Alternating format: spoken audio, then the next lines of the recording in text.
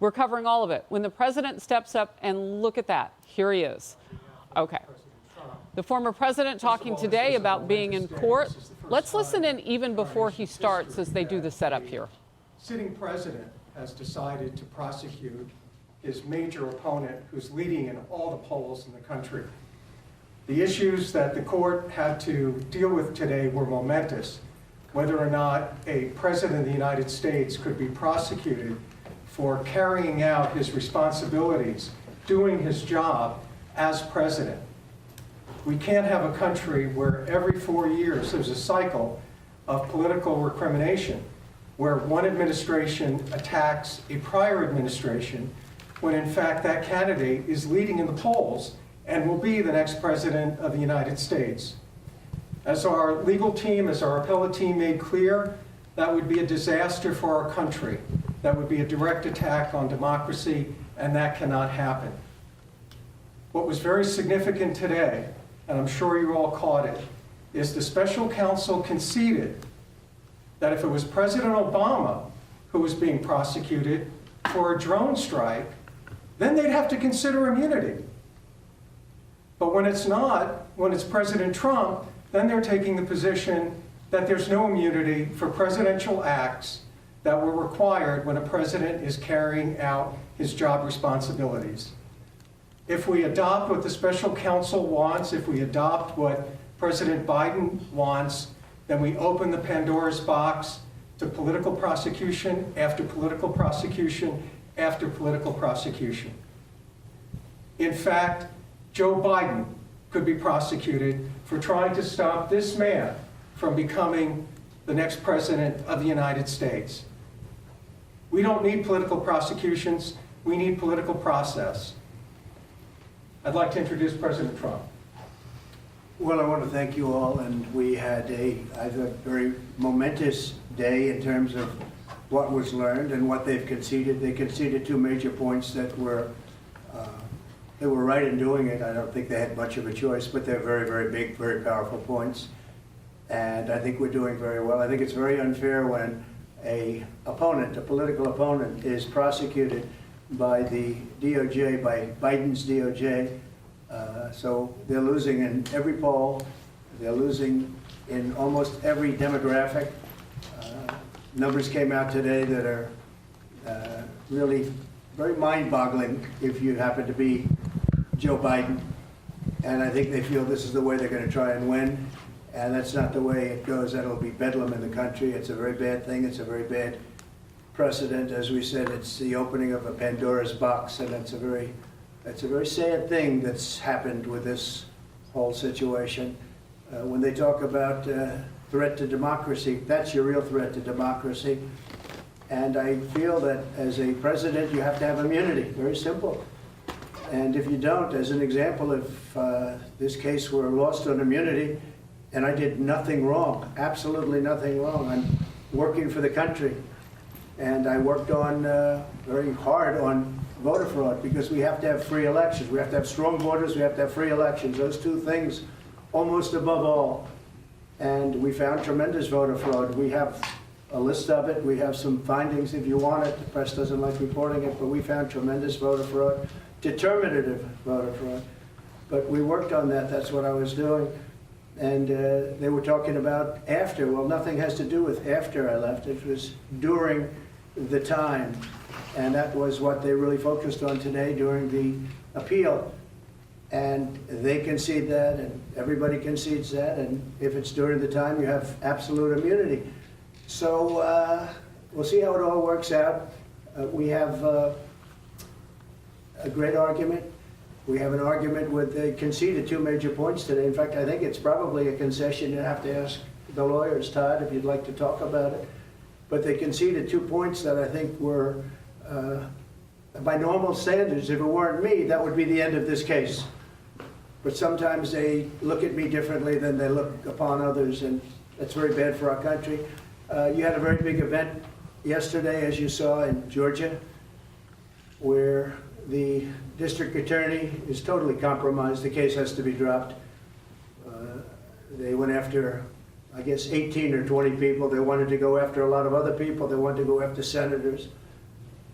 she was out of her mind. Now it turns out that that case is totally compromised. In fact, they say she's in far more criminal liability than any of the people she's looking at.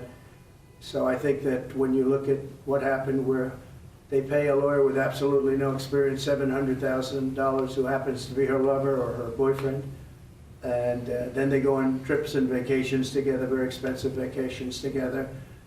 And the reason they paid him so much because he was after me, because this way they can afford to pay him a lot more. It probably passes certain tests. And that's a very sad thing that happened in Georgia, and I would imagine that case is going to be dropped. Every legal analyst that I've spoken to, every legal analyst that I've read have said that case is so compromised now it has to be dropped. Very good people were very badly hurt by that case. It's a shame. Very good people. People did nothing wrong. They did nothing different than what Democrats have been doing for years and years and years, whether it's slates or anything else that you're talking about. But they were very hurt, and it turns out that she profited tremendously in that case. It's illegal. What she did is illegal. So we'll let the state handle that. But what a sad situation it is. I want to thank everybody for the fairness. We've been covered very fairly. Most people agree that we're entitled as a president to immunity. If you didn't have immunity, as an example, Joe Biden with the prosecutor, we're not going to give you $1 billion unless you get rid of the prosecutor that's after the company or his son or whoever it is they're after. But he wanted that prosecutor gone, and he's on tape saying it. Or you could say the horrible job he's done at the border where our country is being destroyed, or the horrible situation that took place. The lowest moment, I think, in the history of our country was Afghanistan, the way we withdrew. Not that we withdrew, but the way we withdrew. With shame, we surrendered. People killed, 13 great soldiers killed, many unbelievably, horrifically hurt, wounded, hurt. And hundreds of people died on both sides. Hundreds of people died. He could be prosecuted for that. So you can't have a president without immunity. You have to have, as a president, you have to be able to do your job. But if this didn't work out, if I wasn't given immunity, then other presidents, when we talked about today, President Obama with the drone strikes, which were very bad, they were mistakes, terrible mistakes.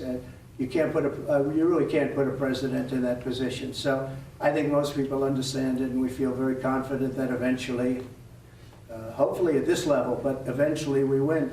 A president has to have immunity. And the other thing is I did nothing wrong. We did nothing wrong. The investigation of the election, which was a rigged election, everybody knows it. And if you just look at, they didn't use state legislatures.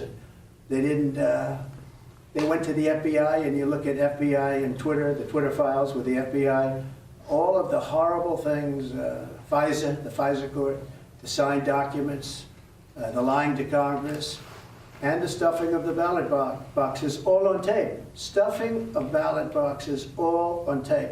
Government tape.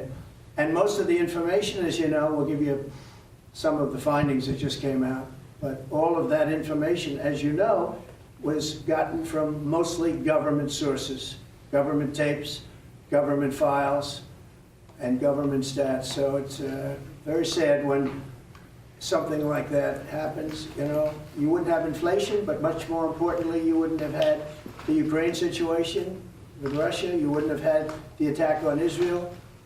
You'd have a much different economy right now. You'd have a great economy, and we would be respected all over the world the way we were just 3 years ago. So I want to thank everybody very much, and we think we had a very good day today. The concession of these two major points was pretty amazing, and honestly, I'm very glad they did it. I think they did the right thing. Thank you very much. Mr. President, you just used the word bedlam. Will you tell your supporters now, no matter what, no violence? So it was very interesting to hear the president compare his situation in terms of immunity as commander-in-chief to that of Barack Obama when, you know, back in 2015, the headline in the New York Times was, "Drone strikes reveal uncomfortable truth. U.S. is often unsure about who will die." And he called what happened on the former president's watch mistakes.